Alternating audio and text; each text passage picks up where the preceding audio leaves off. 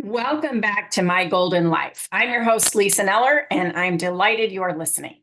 Today, we're going to explore a concept I call the art of being. That's Being, a fundamental way of living that explains and uses our potential for good. So, what does being mean? Being is the essence of who we are in every moment. It's more than just doing, it's the core of how we show up in the world, how we relate to ourselves, and how we relate with others. There's a movement happening all over the world, and it began right here in Arizona that captures the essence of being. It all started with a powerful book called The Ultimate Coach, written by Amy Hardison and Alan D. Thompson. The book is about Amy's husband, Steve Hardison, one of the most successful coaches of all time. But what makes this book special is that it's not just about Steve's journey, it's about you. Steve emphasizes that as you read it, you're invited to reflect on your own being. He also asks that before we read what he calls the book about being, we first read the back cover and the first 2 pages in the book. So I'm going to read the back cover and the questions written there, and then on the first 2 pages of the book. So the back cover says, "Dear potential reader," as you may have noticed, there are no testimonials on the back cover of this book imploring you to read it. I vetoed that. The only testimonial I am interested in is the one you will have from reading and experiencing this book. Please do not read this book about me. Read this book about you. Read it about being.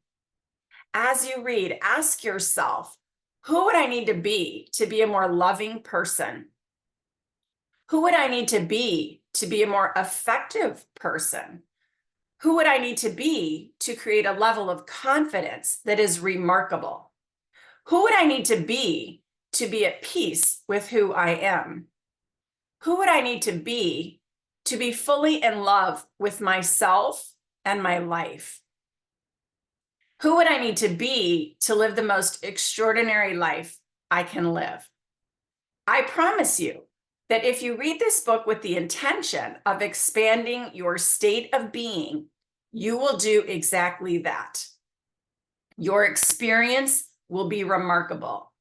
Who you are being is everything.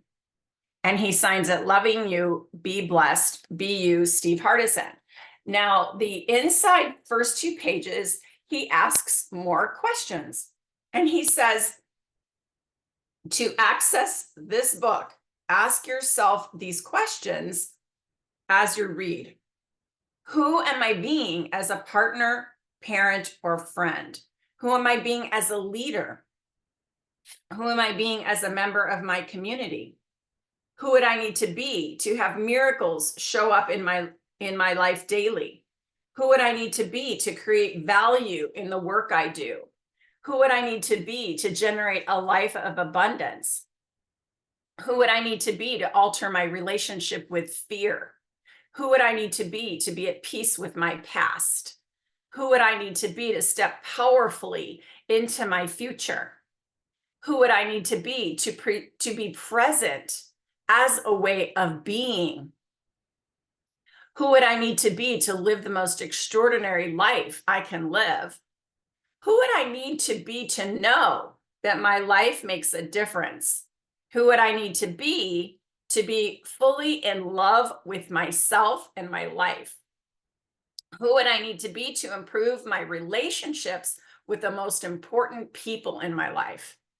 Who would I need to be to read The Ultimate Coach and have a personal breakthrough in being wonderful me? And he ends this part with, the best part about this book about you, is that it is endless. The story goes on, and it's written by your being. Now, that's just an introduction to the book. If you're interested in getting the book, you can find it on Amazon. It's called The Ultimate Coach by Amy Hardison and Alan D. Thompson. Okay, now there are several distinctions about being, and ideas about being that I'd like to share here. So let's explore these distinctions and ideas which can unlock a new way of thinking and living. First, we are always being. Whether we're aware of it or not, we are constantly in a state of being. Every thought, every action, and every interaction reflects our state of being. Second, we can observe our being. One of the most transformative realizations is that we can step back and observe who we are being in any given moment. We're not a higher perspective, and this is basically called awareness. Third, we can shift our being. The power lies in the ability and willingness to shift our being. So being implies choice. We have the power to choose how we want to show up in the world, who we want to be, and how we want to be. So this brings up an important idea. Being isn't passive, it's active. It is about choice, like I just said. You have the power to choose the kind of person you want to be in every moment. So think of it this way. Instead of saying, I am angry, you could shift it to, I am being angry. Do you see the difference? In one statement, anger defines you. In the other, anger is a temporary state that you can observe and change. Letting go of the past could be a helpful way of being. One powerful aspect of being is the ability to let go of the past hurts or events that brought you pain. How often do we hold on to past regrets, hurts, or mistakes, allowing them to define who we are? So when we let go of the past, we free up that energy to focus on our present and our future. And this shift allows us to pursue our goals and dreams without the weight of yesterday holding us back. Another important aspect of being is tapping into our greatness. Each of us has untapped potential, often buried beneath doubt, fear, or limiting beliefs. When you embrace your greatness, you're stepping into the fullest expression of yourself. You can unlock the healthiest version of you, achieve your ultimate financial potential, or even attract your soulmate. My coach often says to me, or to the group of people that he's coaching, there's a version of you you have yet to meet. And I love that because it's so true. We can change and become someone that we haven't been in our past. Being also impacts our relationships. So whether you're seeking a deeper connection with your spouse, healing from family wounds, or navigating complicated dynamics, your being plays a crucial role. When we choose to be present, compassionate, and open, we can transform these relationships and create the connection we desire. It's a great idea to declare who you are being and who you want to be. A declaration is a statement of who you are being at your core. It's different than an affirmation. While affirmations can be powerful, declarations are statements of being. They are positions to come from, rather than something you're striving for.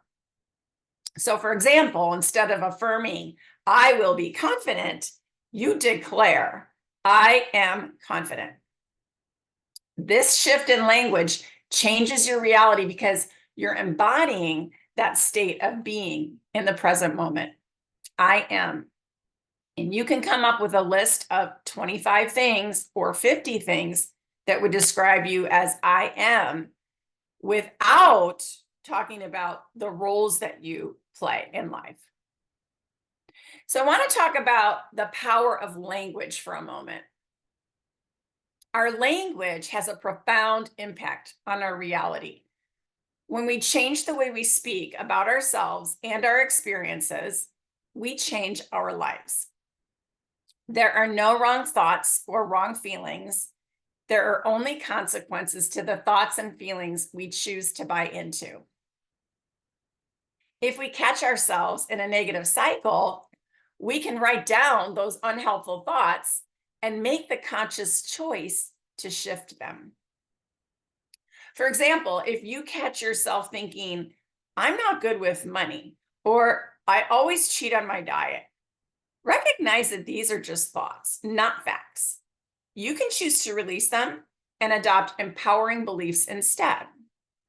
One empowering thought I have adopted is that I am ageless and master of my destiny.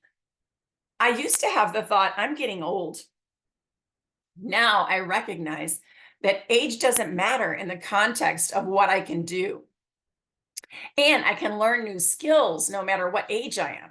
For example, in creating this podcast, I had to develop the same skills as someone who is 40 and I'm 66. I can't use age as an excuse not to do something, especially if I'm being creative and being someone who likes to share important information. One of the most profound shifts in being comes when we realize that there's no absolute right or wrong. There's only perspective. You might think, I am right and you are wrong. But a more powerful way of being is recognizing I have a perspective and you have a perspective.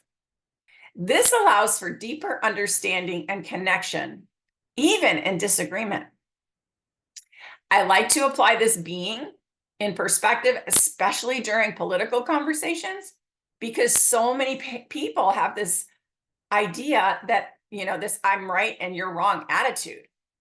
But I like to think our understandings are different, and that's okay. Let the election play out. Finally, one of the most important aspects of being is the ability to see the gold in others. When we focus on the good in people, whether it's our family, friends, or even strangers, we elevate not only them, but ourselves. By choosing to see the best in others, we raise our own state of being. I challenge you to look into the next stranger's eye you see at the grocery store or any place in public and see the beauty in their eyes. Know that they have a story and are equally as valuable as you are in society. The art of being is a lifelong practice, and it starts with the simple yet powerful idea that we can choose to be who we want to be. We can choose who we want to be by observing ourselves, letting go of the past, embracing our greatness, and shifting our perspective. We create the life we truly desire.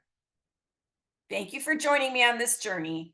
I hope these ideas inspire you to reflect on your own being and embrace the incredible power you have to shape your life. Until next time, keep shining your light and living your best golden life.